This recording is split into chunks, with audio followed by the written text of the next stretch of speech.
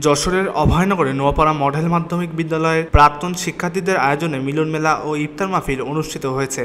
সব মিলিয়ে মোট ১৩০০ মানুষের উপস্থিতিতে মিলন মেলায় পরিণত হয়। প্রাক্তন শিক্ষার্থীরা জানায়, বিদ্যালয়ের জীবনের সম্পর্কের বন্ধনগুলো আজীবন ধীর রাখতেই প্রতি বছর এ আয়োজন করা হয়েছে।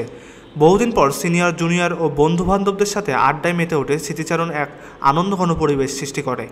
ইফতার মাহফিলে বক্তারা বলেন, সকল ভেদাভেদ ভুলে মডেল স্কুলের সকল ভাই বোন আমরা একসাথে চলতে চাই। একটি আবেগের জায়গা আমাদের এই প্রাণের বিদ্যালয়। সামনের দিনগুলোতে সবার সম্মিলিত প্রচেষ্টা ও সহযোগিতার সকল সদস্য যাতে এক ছাতার নিচে থাকতে পারি, এটাই আমাদের চাওয়া।